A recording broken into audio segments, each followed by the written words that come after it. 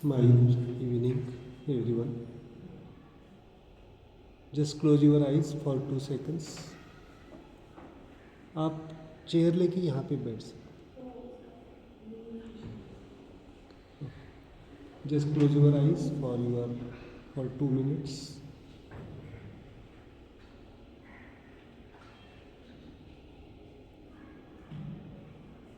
आंखें बंद रखे जो भी आपकी सांसें चल रही हैं सांसों को जस्ट ऑब्जर्व कीजिए.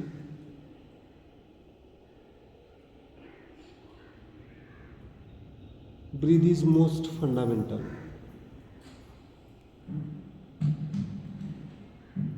हमारा अस्तित्व, पूरा अस्तित्व हमारे सांसों के ऊपर है. जो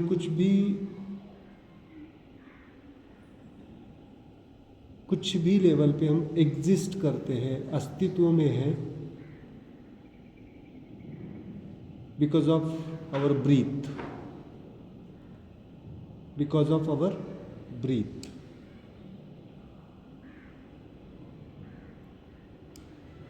सो जस्ट ब्रीथ विथ स्माइल.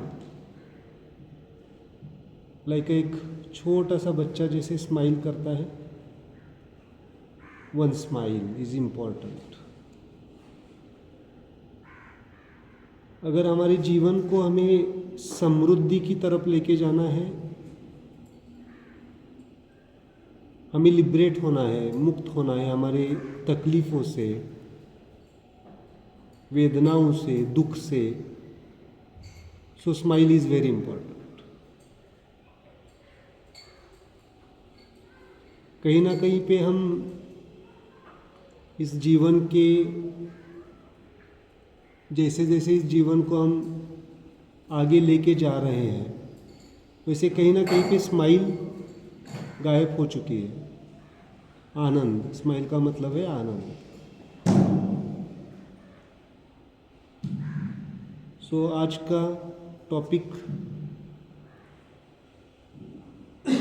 अगर देखा जाए तो जो कुछ भी हमारी शारीरिक बीमारियां हैं, सिंपलेस्ट से सिंपलेस्ट और कॉम्प्लेक्स से कॉम्प्लेक्स बीमारी, चाहे वो वायरल इन्फेक्शन हो या कैंसर हो, कहीं ना कहीं पे मन का रोल प्ले होता है.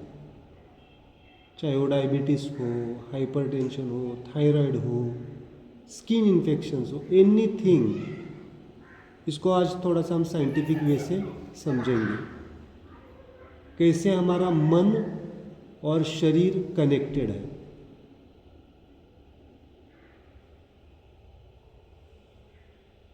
Slowly open your eyes. आंखें धीरे से खोलिए.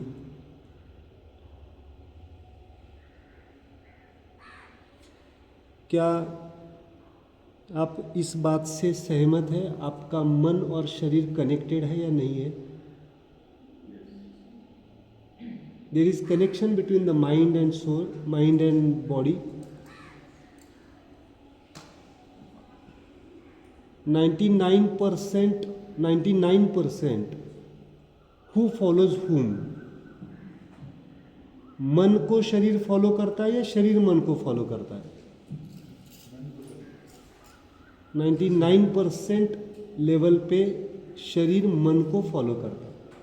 जो कुछ भी मन में हमारी इंटेंशंस आते हैं, विचार आते हैं, उसको शरीर रिएक्ट करता है. आजकल जो कुछ भी बीमारियां हैं, कितने बीमारियां हैं मौजूद? कोई किसी को मालूम है? कोई गिना सकता है कितने टाइप की बीमारियां हैं आज? अगर आप देखेंगे तो कितने स्पेशलिस्ट डेवलप हो गए हैं. डॉक्टर्स, एज ए डॉक्टर आए हैं, डॉक्टर कितने स्पेशलिस्ट हैं? हर एक का स्पेशलिस्ट आ है. सबसे स्पेशलिस्ट अभी कौन सा है? सबसे ऊपर का डॉक्टर किसको कहा है? Heart, neuro. उससे भी आगे है एंडोक्राइनोलॉजिस्ट. जो हार्मोन्स के हैं। आगे जाके और 10 साल में आपको एंजाइम्स के डॉक्टर मिलेंगे, enzyme specialist. Good, every science is the best, है ना। Every science according to my consciousness, every science is the smile. Smile के पर्पस के लिए ही ये यूनिवर्स क्रिएट हो रहा है। बट क्या उससे सॉल्यूशंस मिल रहे हैं या बीमारियां और डिस्कवर हो रही हैं? ये बीमारियां थी या नहीं थी पहले से? थी, पहले से ही है बीमारियां, बट वो ज्यादा दिख रही है क्योंकि हमारा मेंटल वर्ल्ड ज्यादा वर्क करने लगा। समझ में आ रहा है? इस 100 साल के पहले मेंटल वर्क ज्यादा था या फिजिकल वर्क, लेबोरियस वर्क ज्यादा था? फिजिकल वर्क था ना। जैसे जैसे हम एडवांस होते जा रहे हैं वैसे क्या हो रहा है, हमारा मेंटल वर्क बढ़ते जा रहा है ना। सो ये बहुत इंपॉर्टेंट है। आप चेयर देखिए, कंफर्टेबल बैठिए। कंफर्ट इज इम्पोर्टेंट, क्योंकि अगर बॉडी कंफर्टेबल नहीं होगी तो मन मेरे तरफ ध्यान नहीं रहेगा, कहीं ना कहीं भी ध्यान चला जाएगा। और बॉडी की तरफ कब ध्यान जाता है हमारा? जनरली बॉडी के तरफ हम फोकस करते हैं कब? जब वो कुछ ना कुछ तो पेन का सिम्टम दिखा है ना। तब तक हमारा ध्यान कहाँ पे होता है? आउटर वर्ल्ड में। जब आपका शरीर कुछ दिखाने लगता है सिम्टम्स, तो हम ध्यान नहीं देते। तो क्या टॉपिक है आज का? अस्वस्थ मन और शारीरिक बीमारी। एक सिंपल सा एग्जाम्पल मैं देता हूँ आपको। कभी आपने बॉडी को एनाटॉमिकली समझा है? जस्ट आजकल बहुत सारे गूगल पे मिलते हैं ऑर्गन्स, है ना। जस्ट चेक, आज जाने के बाद चेक कीजिए आपके इंटरनल ऑर्गन्स की संख्या कितनी है। किसी को आइडिया है इंटरनल ऑर्गन्स क्या है? मैं हर वक्त क्वेश्चन पूछता हूँ, ये क्या है? ये क्या है इंस्ट्रूमेंट? मोबाइल। सबको मालूम है? सबको? फिर इसके बारे में क्यों नहीं मालूम? मालूम नहीं है ना, कम मालूम है। मतलब कितना मालूम है, कितना ध्यान दे रहे हैं? वो ध्यान भी दे रहे हैं सफरिंग वे से, है ना, दर्द के वे से। अगर हम एक सेंटेंस याद रखिए, आप इसके बारे में जानने की कोशिश भी शुरू कर देंगे तो अपने आप आपकी बीमारियां ठीक हो जाएगी। लेकिन कॉन्शियसली और स्माइल वे से, नॉट सफरिंग वे से। इसको हम जानने की कोशिश कैसे कर रहे हैं? डिपेंडेंट वे या इंडिपेंडेंट वे? इसको कौन बता रहा है? आपके रिपोर्ट्स बता रहे हैं। रिपोर्ट्स के माध्यम से इसको हम जज कर रहे हैं। कई बार मेडिकल प्रैक्टिस में ऐसे होते हैं, रिपोर्ट सब नॉर्मल होते हैं बट शरीर बिगड़ा हुआ होता है क्या? ऐसे तरीके होता है।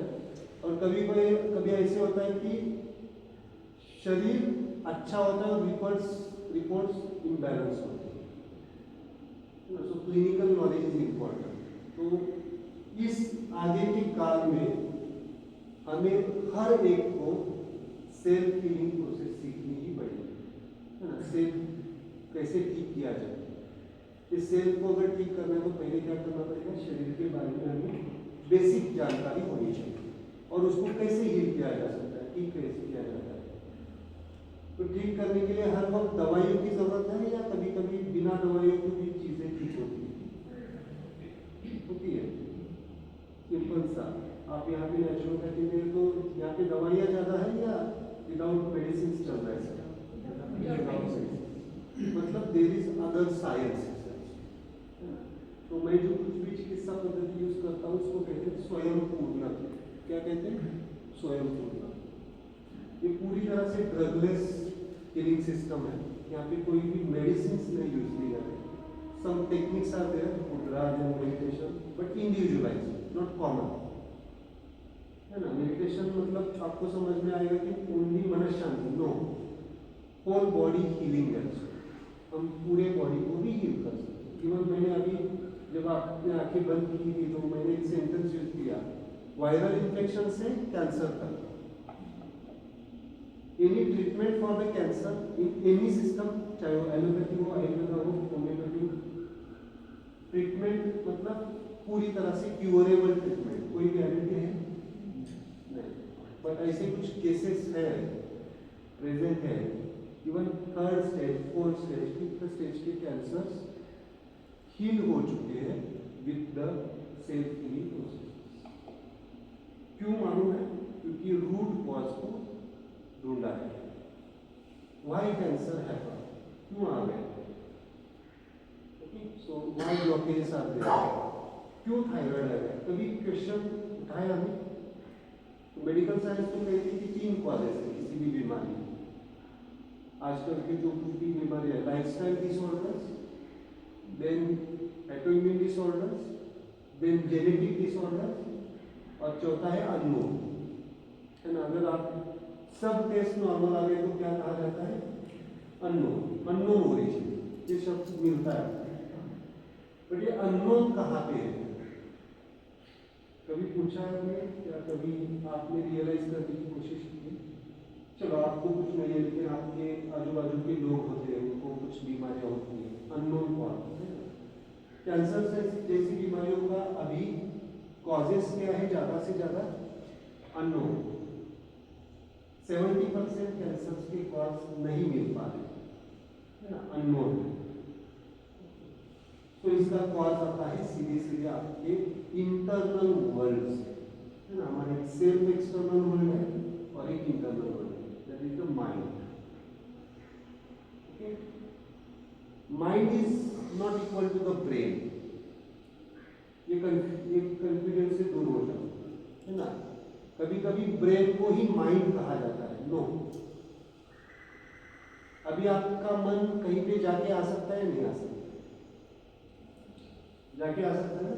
प्रैक्टिकल एग्जाम्पल, क्या ब्रेन चला के जाके आया फिजिकली, या माइंड चला? यानी माइंड का और ब्रॉड है। माइंड इंक्लूड्स द बॉडी, इस बात को समझिए। मन का एक ऑपरेटिंग सिस्टम है ब्रेन, नो डाउट। मन काम किससे करता है? ब्रेन से ही काम करता है, but mind has own broad area. तो मैं ये कहने जा रहा था, आप अगर देखेंगे तो 22 टाइप्स ऑफ ऑर्गन्स है हमारे शरीर में। कितने टाइप के ऑर्गन्स हैं? ब्रेन स्टेम सुना आपने? ब्रेन स्टेम होता है ना, मिडुला, छोटा सा, छोटे ब्रेन और बड़े ब्रेन के बीच का हिस्सा, इसको कहते हैं ब्रेन स्टेम। ब्रेन स्टेम से लेके ऑल ऑर्गन्स, यानी हॉर्मोन्स के ऑर्गन, लिवर, किडनी, हार्ट, ये सब organs, then endocrine organs, then hollow organs, है ना, लार्ज इंटेस्टाइन, स्मॉल इंटेस्टाइन, ये सब मिला के कितने टाइप के ऑर्गन्स हैं? 22 टाइप्स के ऑर्गन्स, 22 ऑर्गन्स सिंपल। और अगर आपके मन को देखेंगे, क्या मन एग्जिस्ट होता है? क्या नहीं होता है? अभी है मन आपके पास? अभी है ना? किसके साथ है? इट इज विथ मी, और कहाँ पे बाहर घूम रहा है? मेरे साथ है, बिल्कुल। सो मन कैसे काम करता है, थोड़ा सा आज देखते हैं। ओके, वैसे तो हमारा existence not only the physical body, not only the mind, it has 4 components. Soul सुना है आपने? सोल होता है actually, this is our self existence. Physical body, सबसे बाहर क्या है हमारी? Physical body. उसके भी सूक्ष्मतम क्या है? Energy body. क्या आपने चक्रा सुना है? चक्रा, नाड़ी, मेरिडियंस सुने हैं? आपकी जो एक्यूपंक्चर ट्रीटमेंट की जा रही है वो चक्रा के ऊपर है।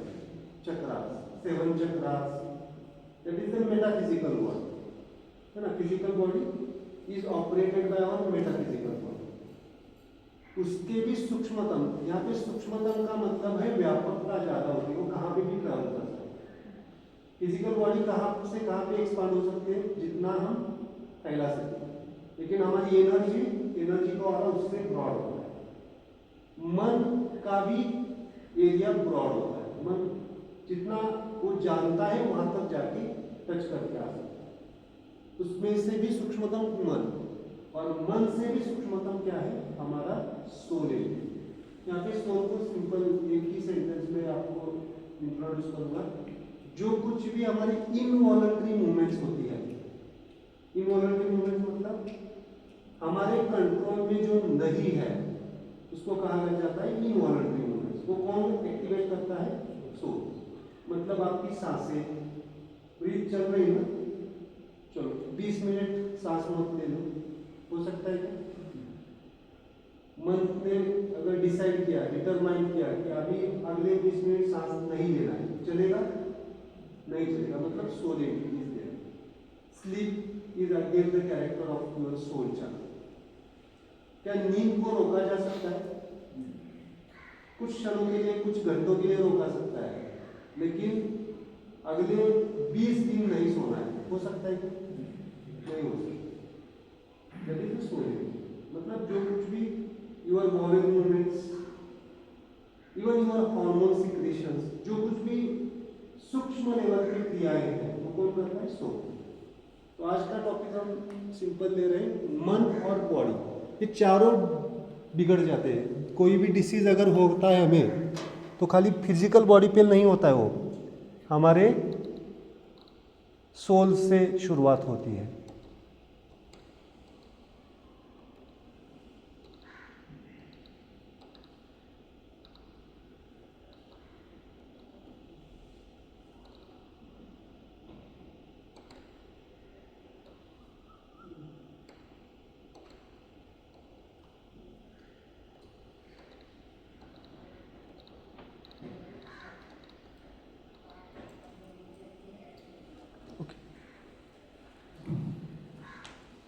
हमारा जो मन है वो 4 डायमेंशन पे वर्क करता है।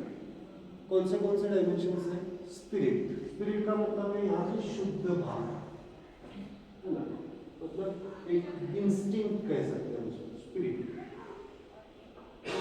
सिंपल सा एक सेंटेंस है, बाद में देखते हैं उसको, स्पिरिट को। दूसरा वर्ड है इमोशंस, दूसरा कंपोनेंट मन का। क्या इमोशंस होते हैं हमारे पास? सबके पास इमोशंस है ना? अगर कोई मन के हिसाब से नहीं घटना घटी तो क्या हो जाती है हमारी? दुख होता है। और कोई मन के हिसाब से हो गया तो सुख होता है ना? टेम्पररी स्माइल एक्टिवेट हो जाती है। इसीलिए अच्छा बोला तो ऊपर जाते हैं वापस, और किसी ने कुछ कहा तो क्या होते हैं? क्या इसका परिणाम हमारे हार्मोन्स पे होता होगा या नहीं होता? हमारे एंजाइम्स पे होता है, हमारी each and every cellular activity पे होता है। और अगर कोई व्यक्ति हर वक्त डिप्रेसिव एनवायरनमेंट में है, तो उसके ऑर्गन्स क्या होने लगेंगे? डिप्रेस्ड होने लगेंगे। और अगर कोई व्यक्ति किसी एंशियस एनवायरनमेंट में हो, ऑलवेज, है ना, जॉब में अगर बॉस होगा आपका और ऑलवेज वो पीछे पड़ गया होगा, जल्दी करो जल्दी करो जल्दी करो, क्या होगा? फिर एंजाइटी बढ़ती है। Then the organs becomes working fastidious, है ना। हाइपरटेंशन का मेन कॉज है। अभी मैं जो केसेस देखता हूँ 25-30, है ना, उन लोगों को एट दैट एज हाइपरटेंशन आ रहा है। इसे लोगों ने कहा है कि इसेंशियल हाइपरटेंशन है। ब्यूटीफुल नाम दिया है। मतलब इसेंशियल का मतलब क्या होता है? आवश्यक है। क्या बीपी, ब्लड प्रेशर आवश्यक है बढ़ना? और क्या करते हैं डॉक्टर्स भी? क्या करते हैं? मेडिसिन शुरू करते हैं। तो कॉज को ट्रीट करो, है ना, ध्यान रखिए। कौन से भी टाइप का मेडिसिन हो, अगर वो 20 ईयर्स तक लिया जाए, ये मैं नहीं कह रहा हूँ, ये एलोपैथी साइंस की फिजियोलॉजी कहती है, एलोपैथी साइंस की फिजियोलॉजी कहती है। मैं कभी कभी मेरे जो फ्रेंड्स हैं जिनकी मेडिसिन है, तो उनको बोलता हूँ जैसे जैसे आप मेडिसिन की तरफ जा रहे हैं वैसे आप फिजियोलॉजी भूल रहे हैं। एनी मेडिसिन अगर वो 20 ईयर्स तक खाया जाता है तो लीवर और किडनी के ऊपर उसका बैड इफेक्ट आता ही है। तो ये भूलकर भी इस हिप्नोसिस में मत चली जाइए। छोटी सी गोली है, कुछ नहीं होता है, और वो छोटी सी गोली आपका बीपी कम कर सकती है तो लीवर भी डैमेज कर सकती है। तो मैं ऐसे नहीं कह रहा हूँ कि गोली छोड़नी है, गोली छूटने के लिए क्या करना चाहिए, कॉज को ट्रीट करो, हील करो। तो जॉब छोड़ना है, जॉब छोड़ सकते हैं, नहीं छोड़ सकते। तो उस स्ट्रेस को मैनेज कैसे किया जाए, उस टेक्निक्स को सीखो। इसी को कहता हूँ मैं सेल्फ केयरिंग प्रोसेस। सीखो, मन को बैलेंस करना सीखो, क्योंकि सब चाहिए तो क्या चाहिए, अगर मेंटल वर्क अभी करना है तो मन के बारे में जानकारी होनी चाहिए, बराबर है ना। हम ये मोबाइल चलाना जानते हैं तो मन को चलाना भी हमें आना चाहिए, मन को भी बैलेंस करना आना चाहिए। सो इमोशंस, और ये मजे की बात है, there are 22 types of emotions expressed by the human mind. मैंने अभी क्या बताया, 22 टाइप्स ऑफ ऑर्गन्स है और 22 टाइप्स ऑफ इमोशन, मतलब हर एक इमोशन के साथ एक ऑर्गन जुड़ा हुआ है। एक एग्जांपल देता हूँ, liver is directly connected to your anger emotion. Okay, मेरे पर्सनल क्लिनिक में एक पेशेंट आई, 27 इयर्स की male, liver parenchymal disease, diagnosed as sonography, है ना। अगर हम डॉक्टर्स पिछले 20 साल पहले अगर कोई ऐसा पेशेंट आता है तो हमारे दिमाग में पहले आता था कि alcoholic liver diseases, but non alcoholic liver diseases हो रहे हैं। तो मैंने उनकी हिस्ट्री ली, she is suffering from relation level, that in-laws level, and that in-laws level she doesn't express the anger, she is suppressing the anger, that is the cause of your liver problems. तो वो liver क्यों बिगड़ गया है, because of anger suppression, गुस्से को उसने क्या किया, सप्रेशन। और ये ज्यादा दिनों की बात नहीं है, लास्ट 1 ईयर से, समझ में आ रहा। तो आज तक हमारी लाइफ में मैं कुछ डरा नहीं रहा हूँ, मैं सोल्यूशन भी देने वाला हूँ, ऐसा नहीं, बट हमें जानकारी होनी चाहिए डिसीज कहाँ से आ रहा है।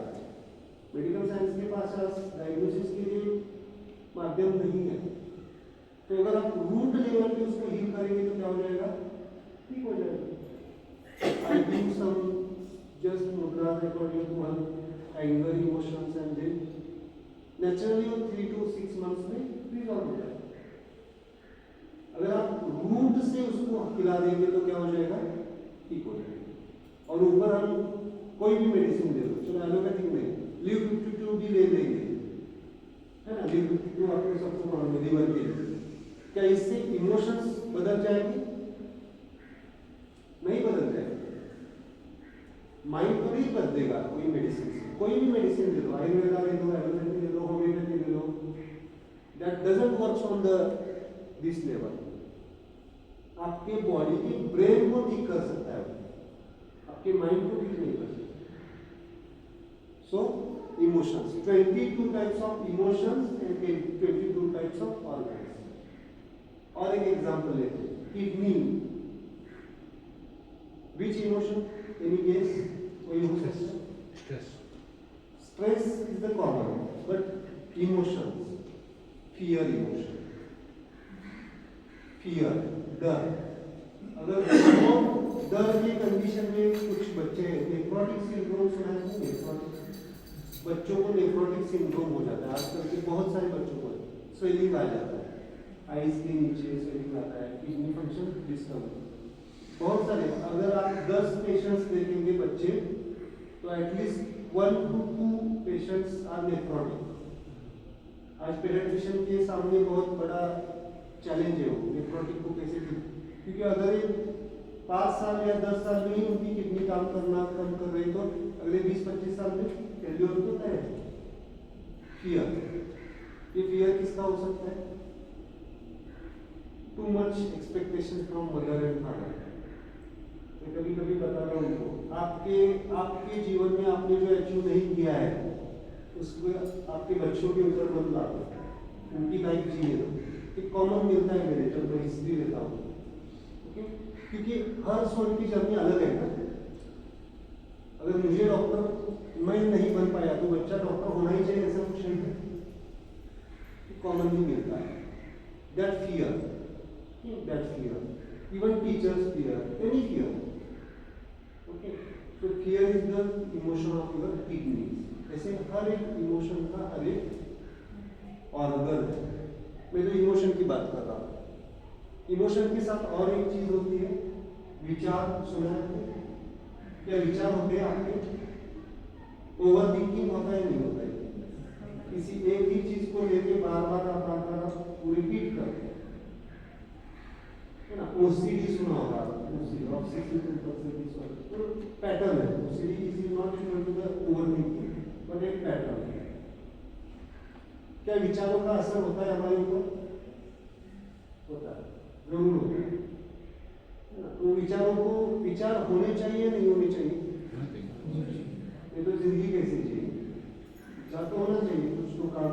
मुझे आपको अगर कुछ बताना है तो मुझे थॉट प्रोसेस होनी चाहिए, बट वो विचार कैसे होने चाहिए, थॉट्स कैसे होने चाहिए? हार्मोनाइज्ड और डिसहार्मोनाइज्ड, बैलेंस होना चाहिए।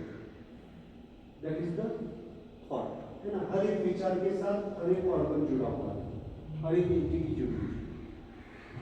देन आता है हमारे संकल्प, इंटेंशंस। क्या इंटेंशंस होने चाहिए नहीं होने चाहिए? संकल्प होने चाहिए कुछ ना कुछ जीवन के उद्देश्य होना चाहिए। So that also should be also in the smile, harmonized। सपने देखने चाहिए नहीं देखने चाहिए? Dreams is a part of again the spirit. Dreams होने चाहिए, बट वो ड्रीम्स मतलब हम जो कुछ अचीव करना चाहते हैं उसको मैं ड्रीम्स कहता हूँ। दूसरे भी ड्रीम्स है, हम जब सोते हैं तो सोने वाले ड्रीम्स है वो किससे कनेक्टेड है? आपके विचारों से। अगर टू मच थॉट प्रोसेस है, टू मच थिंकिंग है, तो आपके विचार कैसे होंगे? अस्वस्थ हो जाएंगे, है ना। और स्पिरिट मतलब शुद्ध भाव। एक सेंटेंस याद रखिए, जैसे हमारे भाव वैसे हमारे विचार होते हैं। That is the sequence. जैसे हमारे भाव होते हैं, जितने हमारे प्यूरेस्ट इंस्टिंक्ट होंगे, प्यूरेस्ट मतलब निष्काम होंगे, है ना। That is the spirituality. जितना हम शांत स्थिर अवस्था में कोई भी स्पिरिट यानी भाव एक्सप्रेस करते हैं, वैसे हमारे विचार होते हैं। जैसे हमारे विचार होते हैं वैसे हमारे संकल्प होते हैं, और जैसे हमारे संकल्प होते हैं वैसे हमारी इमोशन। अगर कोई संकल्प आपने डिसाइड किया और अगर वो सक्सेस नहीं हुआ तो क्या हो जाता है? हमारे इमोशंस क्या हो जाते हैं? बर्स्ट होते हैं ना। इमोशंस बर्स्ट होते हैं नहीं, सो बिकॉज ऑफ दैट। और एक तो बर्स्ट होते हैं फिर सप्रेस होते हैं, सो इमोशंस। और मन को ज्यादा से समझा कैसे जा सकता है? मन कैसे एक्सप्रेस होता है? फाइनली कोई बता सकता है विचार कुछ किसके मन में क्या विचार चल रहा है? ऐसे नहीं हो सकती। वो दिखता कैसे? मन, आपकी इमोशंस, है ना। एंगर भी कैसे दिखता है? रेडनेस ऑफ आईज, है ना। चेहरा फूल जाता है, लाल हो जाता है ना। एग्रेसिवनेस दिखता है। इसको क्या कहते हैं? Emotions. Mind is expressed through the emotions. तो जितना इमोशंस को क्या करना चाहिए? कंट्रोल करना चाहिए या क्या करना चाहिए?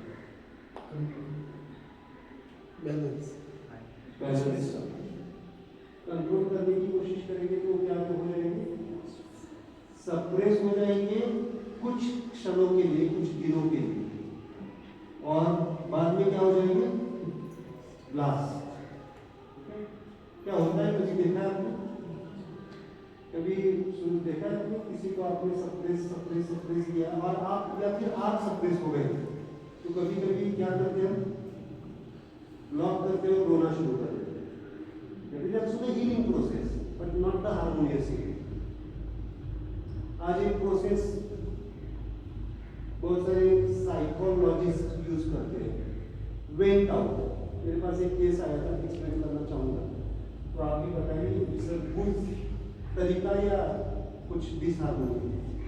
तो लड़का था 22 साल का, उसके फ्रेंड्स के साथ, उसके फैमिली के साथ कुछ बनती नहीं, तो उसके शायद साइकोलॉजिस्ट ने सही तरह से कहा होगा, लेकिन उसने कैसे, है ना, ऐसे नहीं कह सकते ना, डॉक्टर्स गलत होते हैं, बट उसने कैसे लिया उसके ऊपर डिपेंड है। मैं जो कुछ भी बोल रहा हूँ आप कैसे लेते हो उसके ऊपर, सेक्शन आपके ऊपर है ना।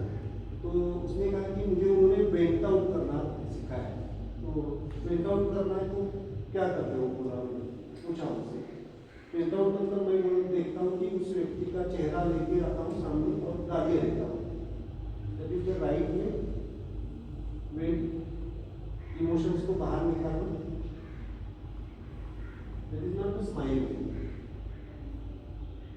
टेम्पररी उसको हल्का लगता था, लेकिन बाद में वो गिल्ट में चला जाता।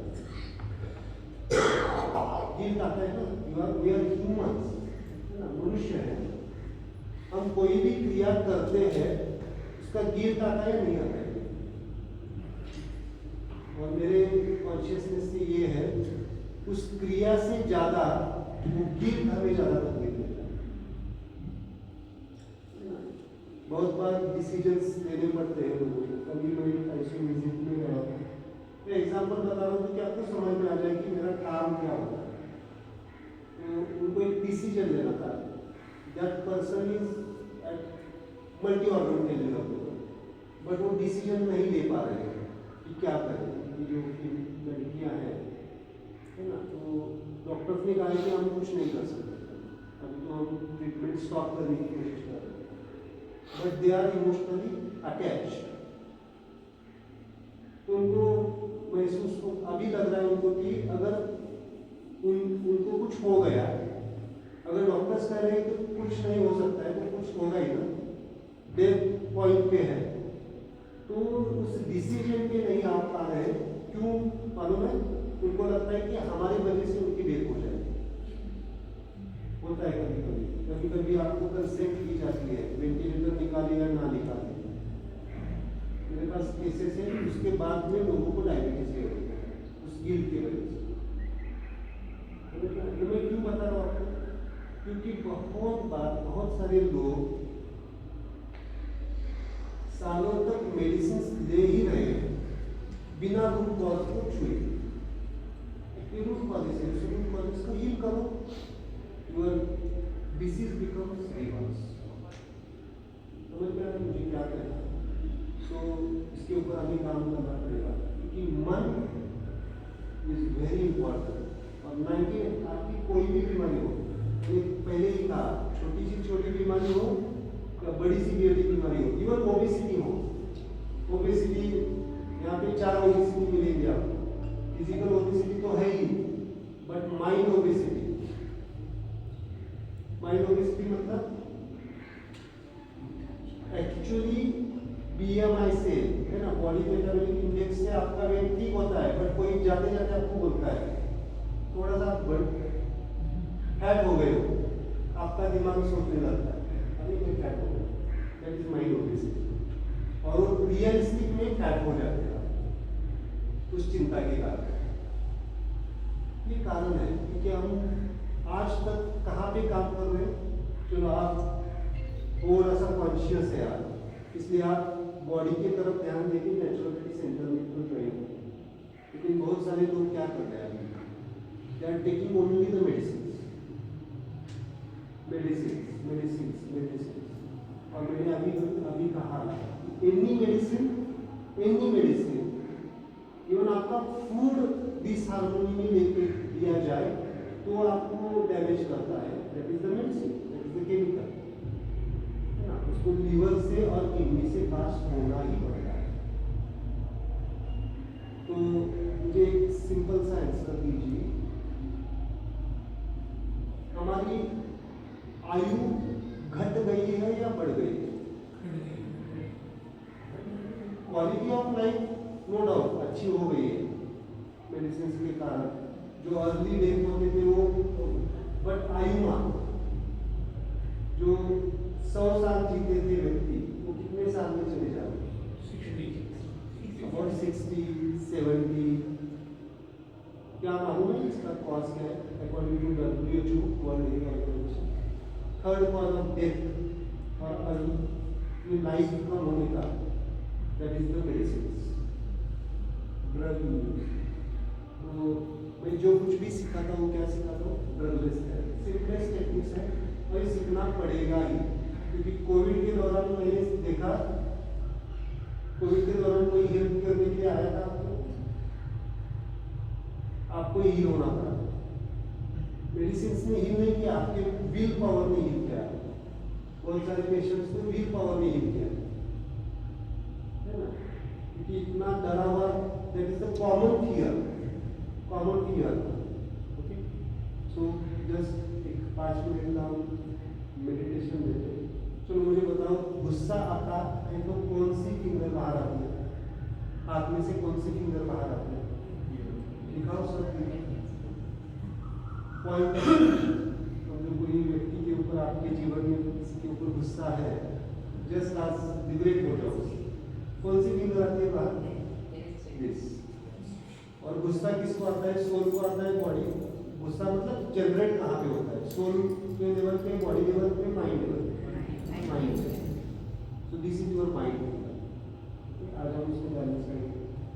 और नेचुरल कॉल्स आते हैं तो कौन सी फिंगर आती है बाहर? नेचुरल कॉल्स यही आती है। और नेचुरल कॉल्स किसके कंट्रोल में है? यानी आपकी यूरिन, स्टूल, आंसू, soul. So this is the soul. आज एक मेडिटेशन देते, क्योंकि लेक्चर में कितना भी आपको समझाने की कोशिश करूँ, आधा से कम ही अंदर जाएगा और आधा ऊपर से जाएगा। So we have to realise experience. Experience is very important. आप चेयर लेके बैठ सकते हैं, कंफर्टेबल मेडिटेशन। राइट हैंड में आपको इंडेक्स फिंगर टच करेंगे और लेफ्ट हैंड में आपको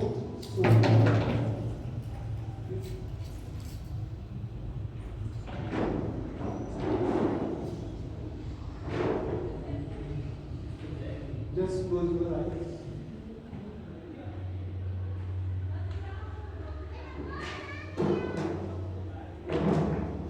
आप ही बैठिए, आपके लिए हो नहीं रहा है, thanks to you.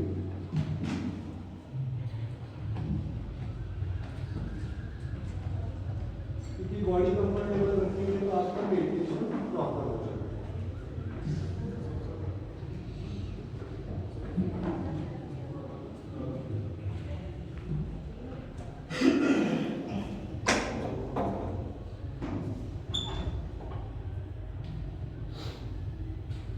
Right hand में हम क्या ले रहे हैं? ये कॉन्शियसनेस इंपॉर्टेंट है, क्योंकि अगर पर्पस सेट करेंगे तो ही हम उसको बैलेंस करेंगे। अगर पर्पस क्लियर नहीं होगा तो मेडिटेशन रैंडम हो जाएगा, कहाँ पे भी भटकेंगे आप, है ना। तो this is the mind finger, this finger represents your mind, okay, and this finger represents your soul. क्यों सोल को इन्वाइट किया हमने? क्योंकि मन तभी शांत हो सकता है जब वो सोल में विलीन हो जाता है। बिना सोल के मन शांत नहीं हो सकता, कितना भी उसको शांत करने की कोशिश। सोल को इन्वाइट करना ही पड़ता है, okay. So this is the mind and this is the soul. आपके हाथ आपको नीचे रखने हैं, थाइस के ऊपर रखने हैं, कंफर्टेबल, जो आपको पोस्चर कंफर्टेबल लगे।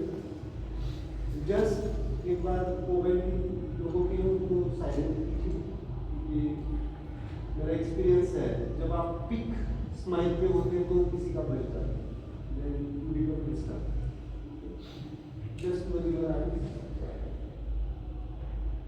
Just observe your breathe cycle, just observe your breathe cycle. आपके आती जाती सांसों को ऑब्जर्व कीजिए, जो सांसें आपकी चल रही हैं उसको ऑब्जर्व कीजिए। Inhale, inner pause, exhale, outer pause. सांस अंदर की तरफ ली जाती है या अपने आप क्रिया होती है, कुछ देर के लिए रोकी जाती है, बाहर छोड़ी जाती है और बाहर की तरफ रोकी जाती है। उसमें से और एक सिंपल टूल ऐड कीजिए, दैट इज द स्माइल। अपने लिप के कॉर्नर्स को थोड़ा सा ऊपर लेके चलिए, make a one beautiful smile like a childhood. आपने भी बचपन एक्सपीरियंस किया है, सबने एक्सपीरियंस किया है, वो बचपन की स्माइल थोड़ा सा याद कीजिए। बचपन में स्माइलिंग थी, आज भी स्माइलिंग ही है, बट कहीं ना कहीं पे जो कुछ भी रिस्पॉन्सिबिलिटीज है, जिम्मेदारियां हैं, उसमें हम हमारी स्माइल थोड़ा सा भूल गए हैं, उसको अगेन एक्टिवेट करना है। Just activate the smile, just observe yourself in the smile. आपके शरीर को, आपके मन को, आपके इमोशंस को, आपके भावनाओं को, आपके इवन विचारों को आपको स्माइल के साथ ऑब्जर्व करना है। Just observe.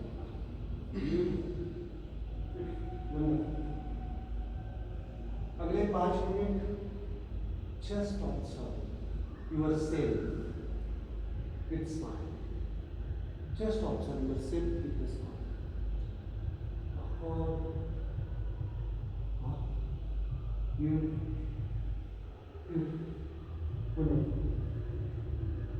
actually you are smiling, you are wonder and smile. Wonder एक इमोशन है जो फंडामेंटल इमोशन है, जो डायरेक्टली कनेक्टेड है आपके ब्रेन के ब्रेन स्टेम से। Wonder, always wonder. अगर आप अपने शरीर को, आपके मन को, आपके अस्तित्व को अगर आप समझते हैं, जानने की कोशिश करेंगे, तो पहले आपको वंडर इमोशन ही महसूस होगा, एक्सपीरियंस होगा। I am wonderful, I am smiling.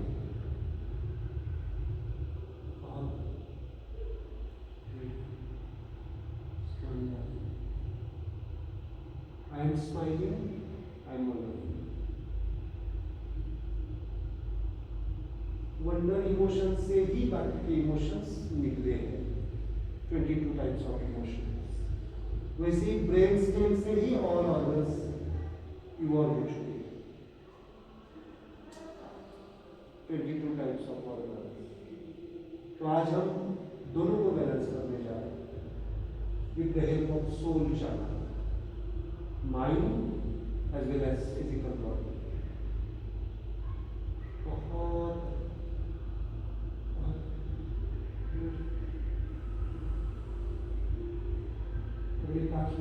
Simple smile, simple smile.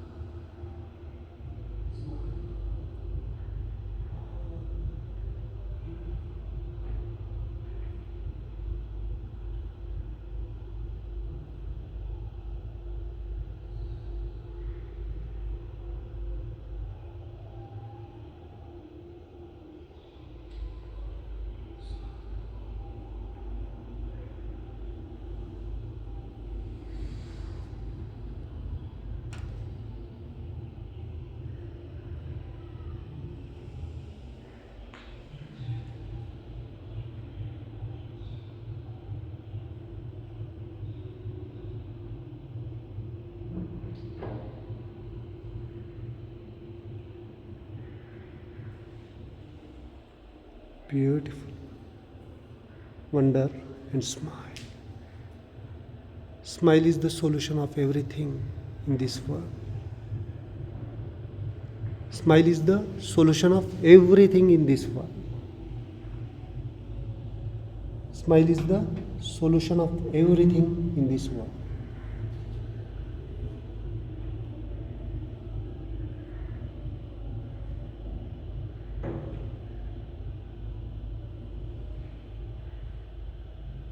Wonder and smile. आगे जाती सांसों के साथ स्माइल को एक्टिवेट करो. This life is wonder and smiling life, not suffering life. ये हमारे जो जीवन मिला है सफरिंग के लिए नहीं, आनंद के लिए मिला है. But we are ignored about the calmness, शांति और आनंद से हम इग्नोर्ड है, अज्ञानित है. उसके वजह से हमें सफरिंग महसूस होता है. उसकी वजह से हमें सफरिंग महसूस होता है. तो आज उस सफरिंग से हम आगे अपग्रेड हो रहे हैं with the help of smile, with the help of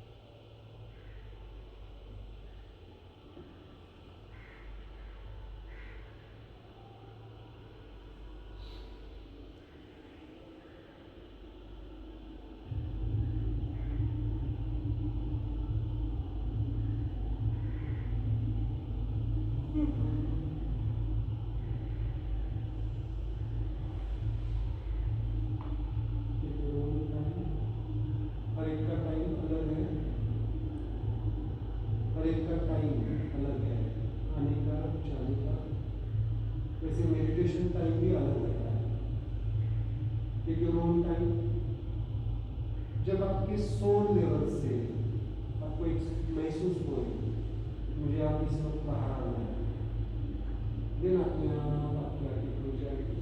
take your own time is very important. जब तक आपको अंदर से नहीं लगता है बाहर आना है तब तक रहिए वहाँ. उस कामनेस को, उस आनंद अवस्था को एक्सपीरियंस करें. यही आपके जीवन का सच है. यही आपके जीवन का सच है. इस कामनेस को अगर आप अपग्रेड करते जाएंगे, that is one next medicine. Smile is the medicine, calmness is the medicine. जितना आप काम, स्माइलिंग, आनंदमय रहेंगे उतना आपका जीवन आनंद के साथ समृद्ध हो जाएगा. सफरिंग फ्री हो जाएगा. आपका शरीर तकलीफ नहीं देगा, आपका मन आपको तकलीफ नहीं देगा, उनका सपोर्ट करेगा. Because we are always blissful with the smile. तो आनंद के साथ ही इस दुनिया में मौजूद है.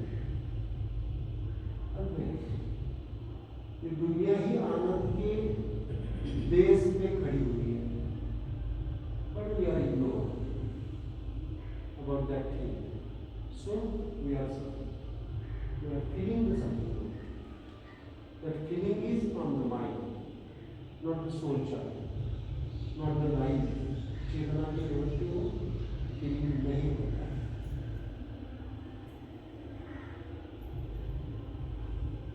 So after opening of eyes, that is open eye meditation, smile meditation. खुली आंखों से भी उस शांति को आप अनुभव में लाइए। है आपके पास वो अनुभव, उसको जस्ट ऑब्जर्व कीजिए। ड्यूरिंग मेडिटेशन आपकी आंखों से पानी आना, यौन आना, ग्यासेस पास होना, कहीं पे एनर्जी का फ्लो होना किसी आंख से, इवन नींद आना, दो साइंस ऑफ मेडिटेशन। ये क्या है? ये नेचुरल कॉल्स है ना कि सोल की ओपनिंग, सोल ओपनिंग की साइंस है, संकेत है। तो उसको स्माइल से स्वीकारना है। जैसे जैसे आपका मेडिटेशन अपग्रेड होता जाएगा, वैसे आपका ओपन आई मेडिटेशन शुरू हो जाएगा।